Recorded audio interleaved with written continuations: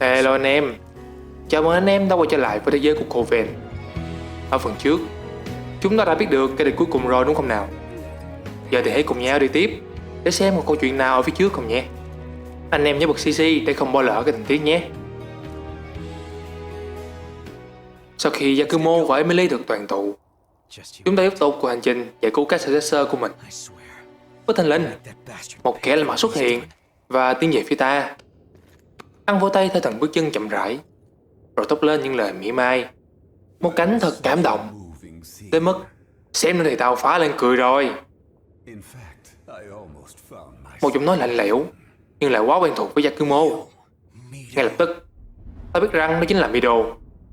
Mặc dù diện mạo của hắn giờ đây đã hoàn toàn khác, một khuôn mặt đầy sắt thép. Hắn tỏ ra hơi bất ngờ, bởi vì việc dọn dẹp các successor thường thuộc về Chuck. Thế nhưng giờ đây lại có những kẻ có thể làm được việc đó thay anh ta, không cần nghe thêm những lời vớ vẩn. Yakumo lao thẳng vào tấn công với toàn bộ sức mạnh mà anh có. Nhưng mọi chuyện lại không dễ dàng như vậy. Đòn tấn công của Yakumo bị đánh bật ra bởi một con Lost Samurai giống hệt như Mikkel. Và dĩ nhiên ta vốn đã biết tất cả lũ Lost đó đều từng là những người bạn cũ của Yakumo, nay đã trở thành đội cận vệ của Mido. Và hắn cũng không quên khoe khoang rằng tất cả những con rối này đều có relic trong người, những relic mà hắn đã giết và cướp từ vô số successor khác. Điều đó cũng giải thích cho sức mạnh khủng khiếp của chúng khi có thể đánh bật Yakumo. Đồng thời, hắn cảm ơn Yakumo và những đứa trẻ, những vật thí nghiệm chất lượng cao do đã được anh huấn luyện và chăm sóc kỹ càng giúp cho hắn. Trong lúc Mido chém gió nhiệt tình, chắc kẻ bỏ lớp tàng hình và lao vào tấn công hắn từ phía sau. Thế nhưng, có lẽ một phần vì anh đang bị thương, một phần khác là Mido giờ đây cũng không còn yếu ớt, nên đòn tấn công của Chuck thất bại. Thậm chí, anh phải ăn thêm một cú đấm như trời giáng của Mido khiến anh ngã gục xuống. Sau lời trêu chọc của Mido, Chuck gượng dậy tuyên bố rằng anh sẽ lấy lại toàn bộ những relic mà hắn đã trộm. Thế nhưng, Mido chỉ nói một câu đã khiến Chuck phải sững sờ. Hắn hỏi, liệu lấy được rồi thì sẽ làm gì? Bởi cái thân thể tạm bợ để chứa Festus luôn đi cùng Chuck hiện nay đã không thể dùng được nữa. Và người được ám chỉ trong câu nói đó chỉ có thể là Eva. Cô ta chưa từng thoát khỏi tay Mido, mà là hắn để cô đi. Sau khi hắn ta cướp lấy Vestige từ Eva, hắn còn tiêm vào cô một loại chất lỏng dẫn nghiên cứu, một loại Queen Relic nguyên bản, thứ có thể khiến Successor trở nên điên loạn nhanh hơn bất cứ thứ gì khác. Nếu như đó là sự thật, chắc chắn rằng Eva sẽ sớm phát điên và trở thành Lost. Mido liên tục sát muối vào vết thương, khiến chắc đã không kiềm được cơ giận dữ của mình và lao vào tấn công thêm một lần nữa. Mido, tao phải giết mày. Câu nói vừa phẫn nộ vừa đau khổ của một người vừa nhận ra mình đã mất đi thứ quý giá nhất. Nhưng cảm xúc không thể thay đổi thực tại. Đòn tấn công của anh bị đánh bật lại bởi một tên hộ vệ. Mido nhanh chóng rời đi bằng phép dịch chuyển, để lại Chuck và nhóm chúng ta như một thành phố đang rực cháy ngọn lửa của sự giận dữ. Không muốn tin điều Mido nói là sự thật, Chuck và tên Eva trong đau đớn, nhưng anh nhanh chóng lấy lại sự bình tĩnh vốn có của mình. Hay đúng hơn, anh lại đeo lên mình chiếc mặt nạ vô cảm để che giấu toàn bộ cảm xúc phía sau nó. Chỉ có như vậy, anh mới có thể hoàn thành tốt nhiệm vụ của mình. Anh phải giữ được sự bình tĩnh này mới có thể giúp anh tìm lại được Eva. Chuck lập tức rời đi ngay sau đó. Cả nhóm nhanh chóng theo sau và quay trở lại vùng đất băng giá nên ta tìm thấy Nicola. Nhưng lần này, ta đi xuống lòng đất. Một lối đi trước đây bị đóng kín, và bất ngờ thay, bên dưới lớp băng tuyết lạnh lẽo lại là một sa mạc tràn ngập cát. Đây là thế giới mà một cụ Successor đã dùng chút sức tay của mình để tạo ra, trong khi chống cự lại sức mạnh của relic bên trong mình. Nơi đây từng là một thành phố bỏ hoang, phế tích của một xã hội phồn thịnh. Nhưng giờ đây, nó còn tàn tạ hơn có một phế tích. Phần lớn đã trở thành hoang mạc như sự tàn phá của Queen khi cố gắng thoát ra khỏi Successor. Trùng hợp thay, nơi đây giống hệt với nơi mà Eva đã sinh ra. Chính Chuck cũng là người xác nhận điều này. Anh và Eva, khi đã bước trên con đường đầy máu này, để biết trước rằng bản thân họ sẽ không thể nào có kết cục tốt. Và họ cũng hứa với nhau rằng nếu bất kỳ ai trong hai người sa ngã, thì người còn lại sẽ phải kết thúc sinh mạng của người kia. Đó cũng chính là điều Chuck cần phải chính tay thực hiện. Anh biết rằng Eva đang chờ anh, chờ người cô yêu thương nhất đến và lấy đi mạng sống của cô. Chuck chợt nhận ra mình đã nói quá nhiều, rồi anh bỏ đi. Bởi với anh, đây là việc riêng mà anh và Eva phải tự giải quyết lấy.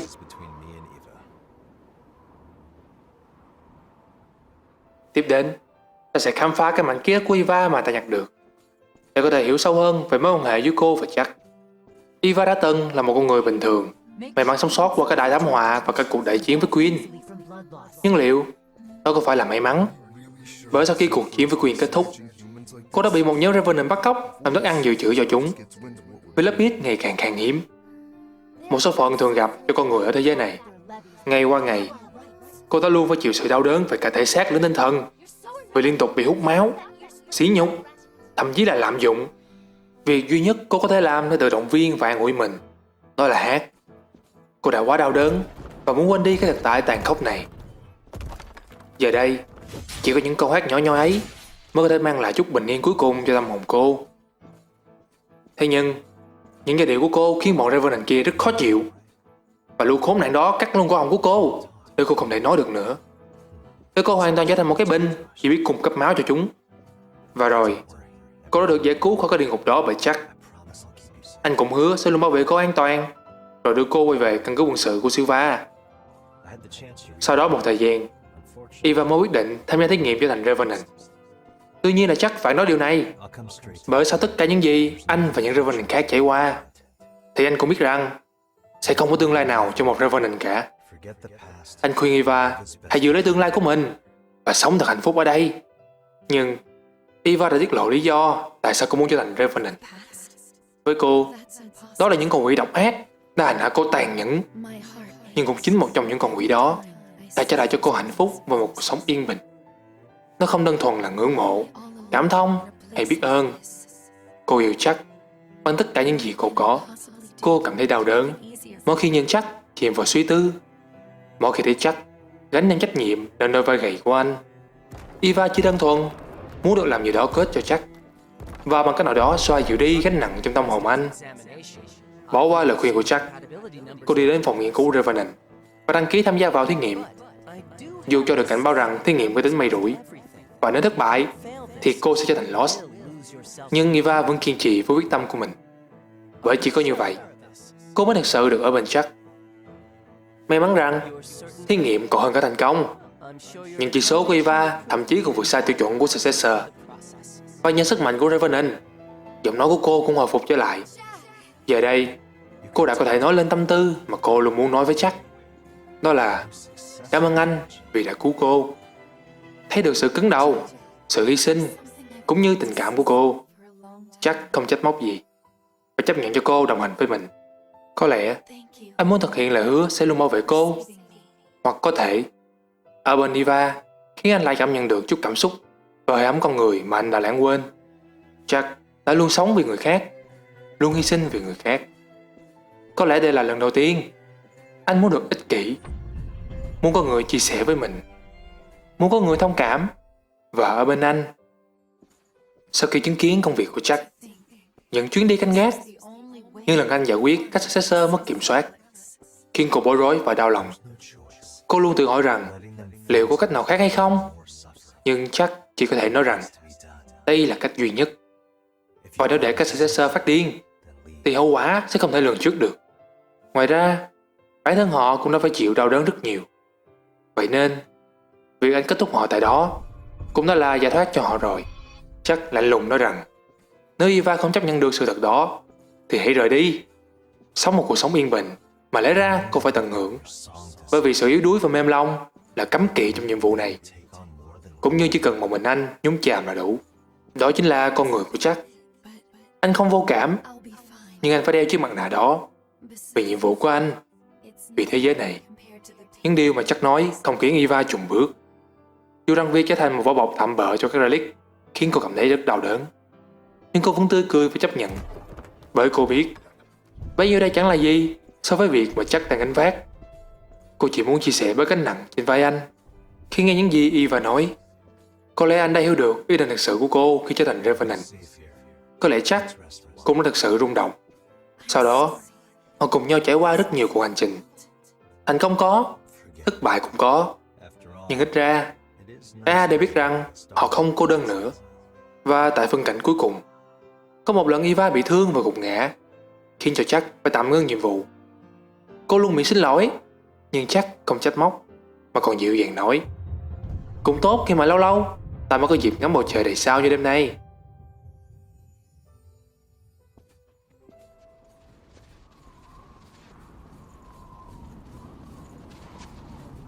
Cuối cùng ta cũng đến nơi mà Eva đang chờ đợi chắc.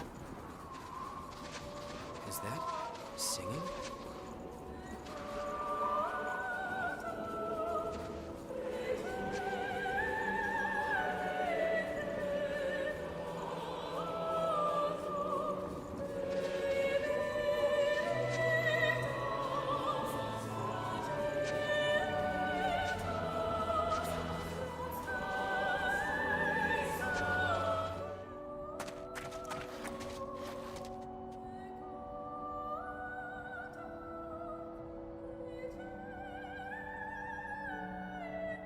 Anh đứng đó ngay trước Eva và gọi tên cô. Eva. Anh biết mọi việc đã quá muộn. Cô đã đến giới hạn của mình. Và giờ đây không còn điều gì mà anh có thể làm để cứu cô nữa. Chắc an ủi cô, Don't have to fight đừng lo, anymore. mọi việc sẽ ổn cả thôi. Rồi đưa lưỡi kiếm của mình lên để thực hiện lời hứa của cả hai. Và đây là lần đầu tiên Okay, ta thấy được sự chần chừ của Jack. I'll take on the relics now. Ta thấy được nước mắt của anh. Chiếc mặt nạ vô cảm giờ đây đã vỡ nát, khiến cho những cơn sóng cảm xúc không thể kiềm chế được nữa và bắt đầu trào ra. Khi đồng kết liễu được tung ra, Don't try ta to đã kịp thời cản Jack lại. Đồng thời Eva, hay chính xác hơn là Lost, đã tỉnh giấc rồi tấn công ta.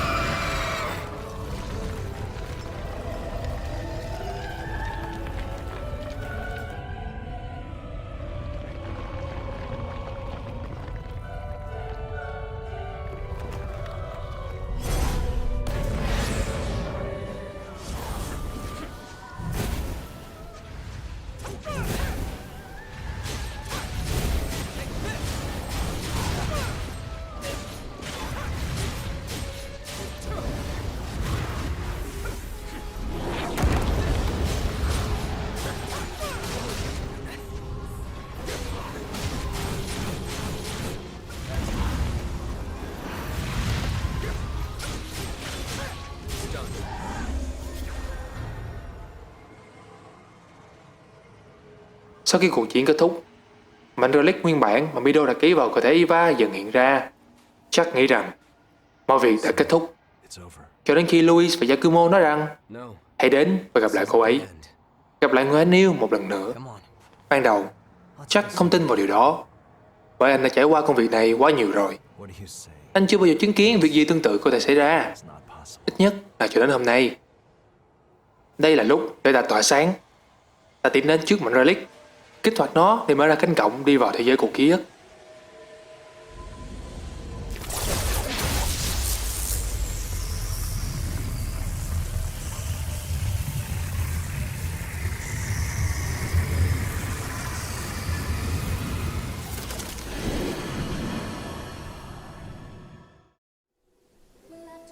When I first met Jack, I was just a possession owned by revenants. My throat was ruined. I couldn't even speak. But he took me in without a second thought. I always felt that I was in his debt. I have a naturally high compatibility, so if there's any way that my body could possibly be of use to him, then it is his, even if it costs me my humanity.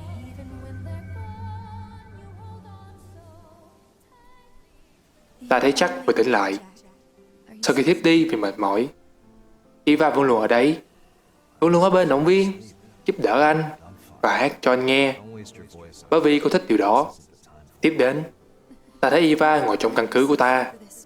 Cô biết chuyện gì sắp xảy ra với bản thân mình. Cô biết mình sẽ phải vĩnh biệt Jack. Cô chỉ mong anh đừng tự trách mình về những gì xảy ra với cô.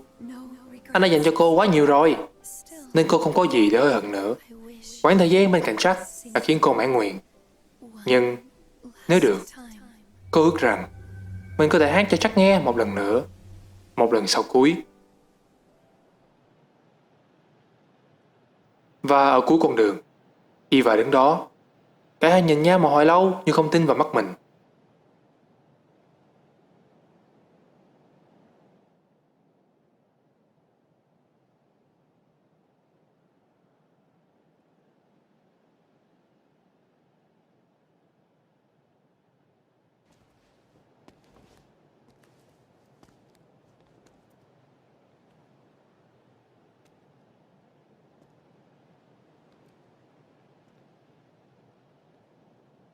Jack chậm rãi bước đến bên cô, đặt tay lên má cô và xin lỗi vì đã khiến cô trải qua quá nhiều thứ. Nhưng đối với Eva, No, you Jack không cần phải xin lỗi gì cả. Trước khi gặp anh, cô đã mất mọi thứ. first met you. Anh chính là người cho cô thấy được tia sáng của hy vọng. You Cho cô lấy lại giọng nói của mình. of hope. Cô mong Jack không quá đau buồn, bởi vì ngay từ khi cô nhận nhiệm vụ này, cô đã biết kết cục của mình. Nhưng cô vẫn luôn hạnh phúc, bởi vì luôn có Jack, người cô yêu quý nhất ở bên cô. Eva lao đến tựa vào người anh. Cô nói rằng nhiệm vụ của anh rất quan trọng, vậy nên hãy đứng dậy và bảo vệ thế giới này. Đó mới chính là người đàn ông mà cô tự hào, người đàn ông mà cô yêu. So go on and burn bright while the candle of life still burns.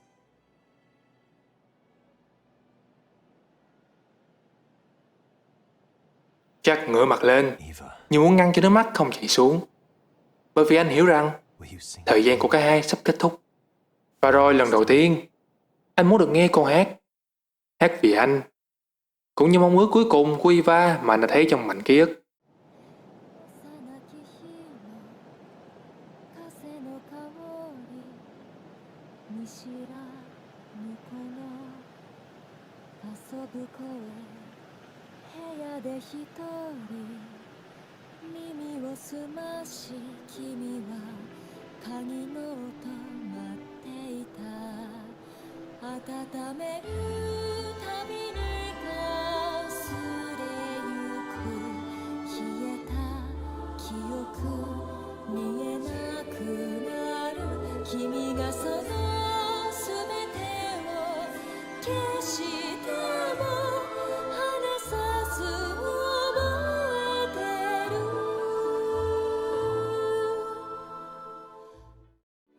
雨の香り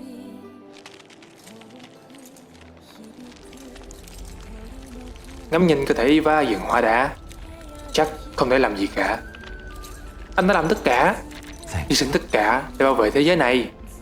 Thế nhưng cuối cùng anh lại không bảo vệ được người anh yêu nhất, không bảo vệ được thế giới của chính anh, Eva.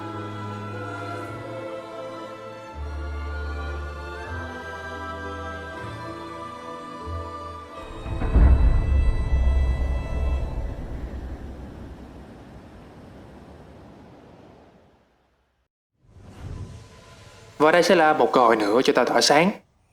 Nếu anh em đã thu thập đủ các mảnh ký ức thì chúng ta có thể hồi sinh Eva.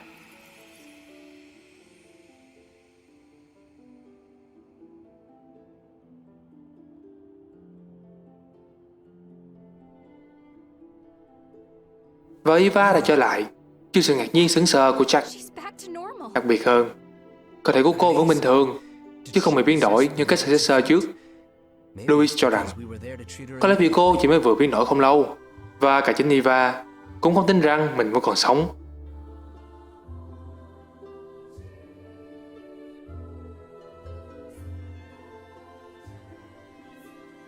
Cô cảm ơn ta, rồi quay lại nhìn Jack, You held the người đang chậm rãi bước về phía cô. threads together. Eva, Jack không biết phải nói gì do anh quá bối rối, khiến cho Eva phải mở lời rằng liệu anh có thể cho cô đồng hành cùng anh một lần nữa không? A while longer. Chuyện đó mà cần phải hỏi nữa sao? Họ ôm lấy nhau trong hạnh phúc, và lần này có lẽ họ sẽ được ở bên nhau vĩnh viễn. Lại một cái kết đẹp khác phải không nào? Giờ đây chỉ còn một kẻ phải chú ý nữa thôi, chính là tên bị đồ khốn kiếp. Cho nên đừng bỏ lỡ cuộc chiến cuối cùng của các Revenant ở tập sau nhé. Đừng quên like và subscribe để thấy video thú vị. Hẹn gặp lại anh em ở video sau.